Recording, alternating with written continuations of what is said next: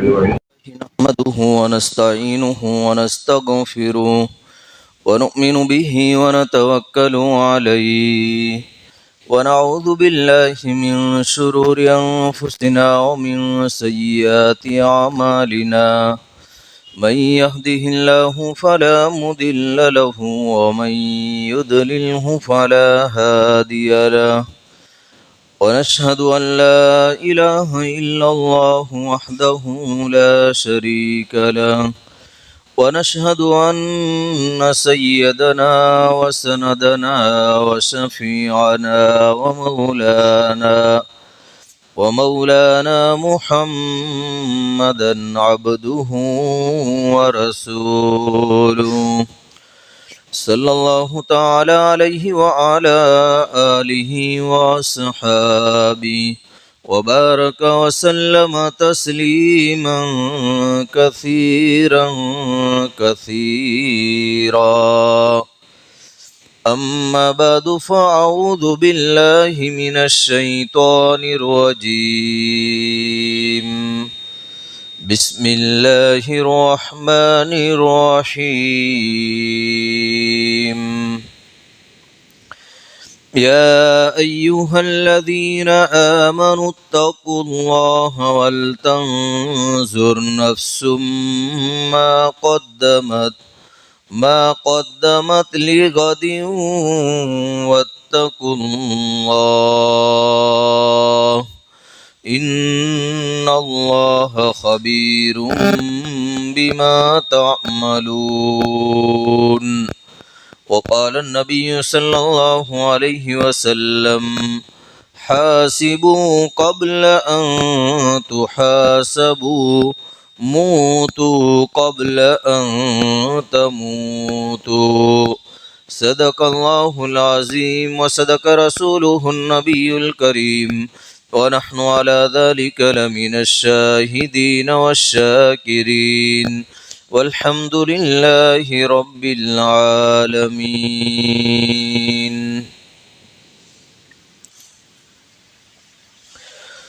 میرے بھائیوں، دوستوں اور بزرگوں، میں نے قرآن مقدس کی آپ حضرات کے سامنے جو آیت کریمہ تلاوت فرمائی،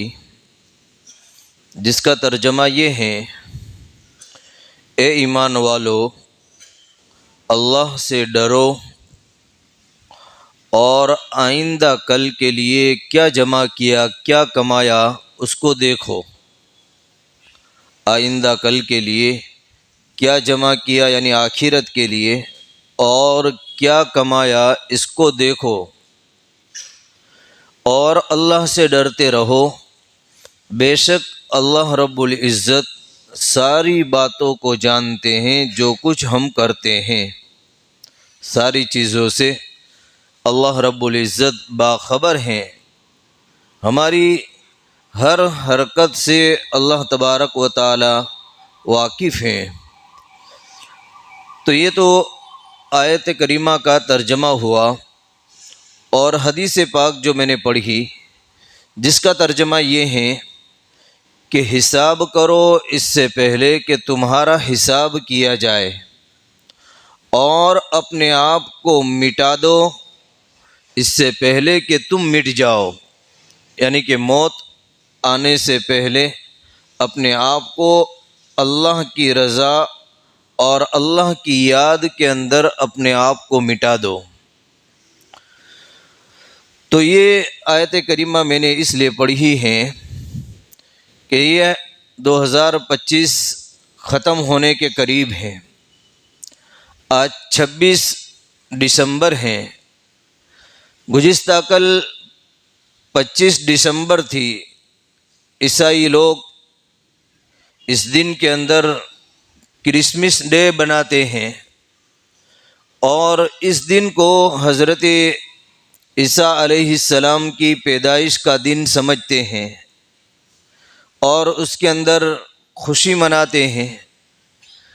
اور یہ خوشی بناتے بناتے 31 دسمبر تک یہ لوگ جاتے ہیں، اور پھر 31 دسمبر کے رات کے 12 بجے न्यू ईयर के नाम से नए साल की आमद और नए साल की बुनियाद के ऊपर चारों तरफ खुशी बनाते हैं कि हमें ज़िंदगी के अंदर एक और नया साल मिलने वाला है, कि 2025 ख़त्म होगा और 2026 हमें एक नया साल मिलने वाला है। और दुनिया भर में इसके लिए फिर प्रोग्राम होते हैं, नाच गाना होता है और इसी तरीके से बेहयाई वाले काम होते हैं और लाखों करोड़ों रुपए के फटाके इसके अंदर फोड़े जाते हैं और इसी तरीके से कोई न जाने केक वगैरह के ज़रिए से काट कर के खुशी का इजहार करते हैं, तो कोई लघु और बेकार कामों के अंदर मशगूल होकर के अपने पैसों को उड़ाते हैं, कोई शराब कबाब के अंदर मशगूल होकर के गुनाहों के अंदर मुब्तला होते हैं, तो कोई जुआबाजी के अंदर मुब्तला होकर के इस रात के अंदर दुनिया भर के सारे गुनाह और ऐशो इशरत के काम करते हैं। और ये किस बुनियाद पर? कि हमें एक नया साल मिलने वाला है और उसके जश्न के अंदर, उसकी खुशी के अंदर। हालांकि नया साल का मिलना ये कोई खुशी की अलामत नहीं है, और उसके अंदर फिर दुनिया भर के कितने मुसलमान भी इन गुनाहों के अंदर मुलव्विस हो जाते हैं, ईसाइयों के तौर तरीक़ के अंदर, और फ़ख्र के साथ के अंदर नए साल को बनाते हैं। और उसके लिए फिर आदमी अपने घर से निकल कर कोई 100 किलोमीटर, कोई 200 किलोमीटर,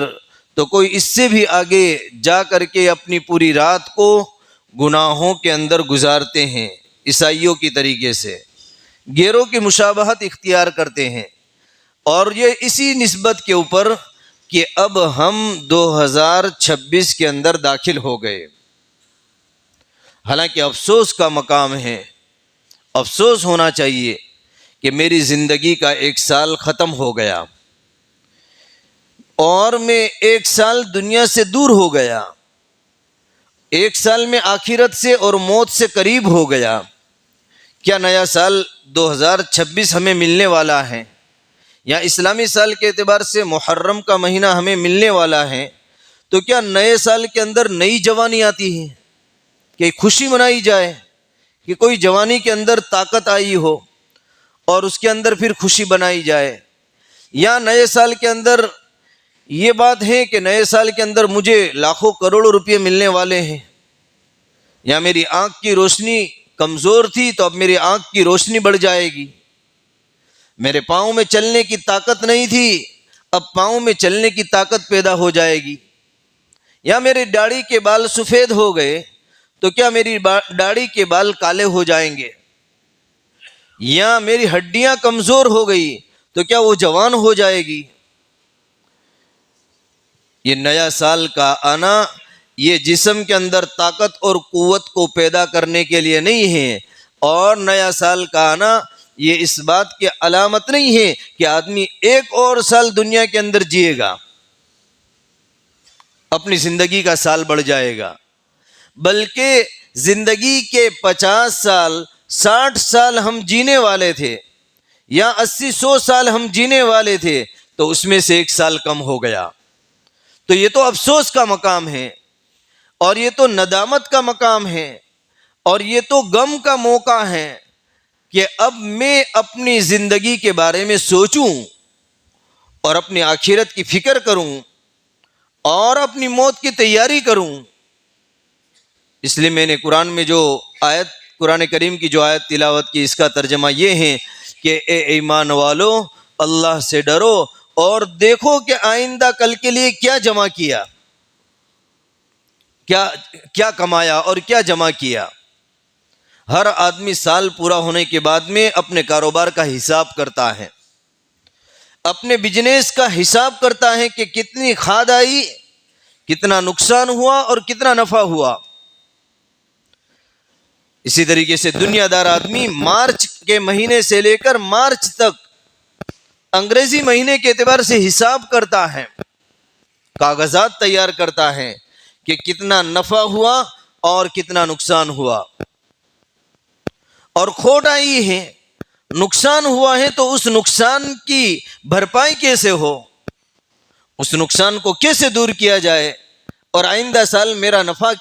زیادہ سے زیادہ کیسے ہو، اس کے لیے آدمی تدبیر کرتا ہے، کوشش کرتا ہے، محنت کرتا ہے، اور اپنی جان اور مال اور اپنے وقت کو لگاتا ہے کہ یہ سال تو بگڑ گیا، اب آئندہ سال میرا نہ بگڑے۔ سیزن والا آدمی اپنی سیزن کے پورے ہونے کے بعد میں اپنی سیزن کا حساب لگاتا ہے کہ میری یہ سیزن 5 مہینے رہی، مچھلی کی سیزن ہے یا آم کی سیزن ہے، اتنے مہینے میری یہ سیزن رہی، یا اور کوئی سیزن ہے، کسی کی 6 مہینے سیزن رہتی ہیں، کسی کی 4 مہینے، کسی کی 8 مہینے، تو کسی کی سال۔ تو سیزن کے پورا ہونے کے بعد میں عقل مند جو آدمی ہوتا ہے وہ خالی دوڑ دھوپ نہیں کرتا ہے، خالی بھاگ دوڑ نہیں کرتا ہے، بلکہ سیزن کے پورا ہونے کے بعد میں اس کا سروے کرتا ہے، ٹوٹل لگاتا ہے کہ کہاں پر میں پیچھے رہا اور کہاں پر میں آگے بڑھا۔ دنیا کا کوئی کام آدمی اندھا دھن نہیں کرتا ہے کہ چلو چلتا رہے گا، حساب وغیرہ نہیں کرنا۔ دکاندار مہینہ پورا ہوتا ہے حساب لگاتا ہے کہ کیا کمایا کیا کھویا، سال پورا ہوتا ہے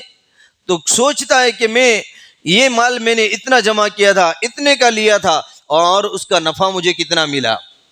تو اللہ رب العزت بھی ہمیں فرماتے ہیں کہ تم حساب کرو اس سے پہلے کہ تمہارا حساب کیا جائے۔ اللہ کے نبی علیہ السلام نے فرمایا حاسبوا قبل ان تحاسبوا موتوا قبل ان تموتوا، کہ تم اپنی زندگی کا حساب کرو اس سے پہلے کہ تمہارا حساب کیا جائے، اور اپنے آپ کو دین کے لیے مٹا دو، اللہ کی یاد کے لیے مٹا دو، عبادت کے لیے مٹا دو، اللہ کے حکم کو پورا کرنے کے اندر مٹا دو، نبی کے طریقے کی ادائیگی کے اندر اپنے آپ کو مٹا دو، اس سے پہلے کہ تم مٹ جاؤ، یعنی کہ موت آ جائے۔ موت آئے گی پھر ہم کیسے مٹا سکتے ہیں اپنے آپ کو؟ عبادت کے لیے، نماز کے لیے، ذکر کے لیے، تلاوت کے لیے، اللہ کی یاد کے لیے، صدقہ خیرات کے لیے، روزوں کے لیے، زکوٰۃ کے لیے، قربانی کے لیے، ماں باپ کی فرما برداری کے لیے، اور ایک دوسروں کے حقوق کی ادائیگی کے لیے۔ موت آئے گی تو ہم پھر کچھ بھی نہیں کر سکتے، مٹ جائیں گے، اور پھر زندگی کا حساب دینا پڑے گا۔ مرنے کے بعد ہر ایک کو زندگی کا حساب دینا پڑے گا، اور یہ ہماری دنیا کی زندگی جو ہم 50 سال جی رہے ہیں، 60 سال یا 70 80 100 سال ہم جی رہے ہیں، یہ آخرت کی زندگی کے مقابلے کے اندر ایک دن کا تھوڑا سا حصہ ہے۔ یہ جو ہمارا 24 گھنٹے کا ایک دن ہے نا، اس ایک 24 گھنٹے کا دن کا آخرت کی زندگی کے مقابلے میں تھوڑا سا حصہ ہے، جس کو قرآن کہتا ہے وَيَوْمَ يَحْشُرُهُمْ كَأَن لَّمْ يَلْبَثُوا إِلَّا سَاعَةً مِّنَ النَّهَارِ۔ جس دن اللہ رب العزت آخرت کے اندر لوگوں کو جمع کریں گے تو لوگ کہیں گے کہ ہم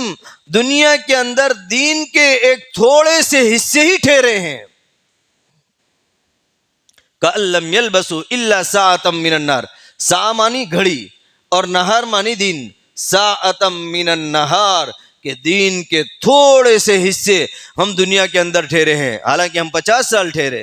100 سال ٹھہرے، اور کوئی 70 سال ٹھہرا، کوئی 25 سال، تو کوئی 50 سال،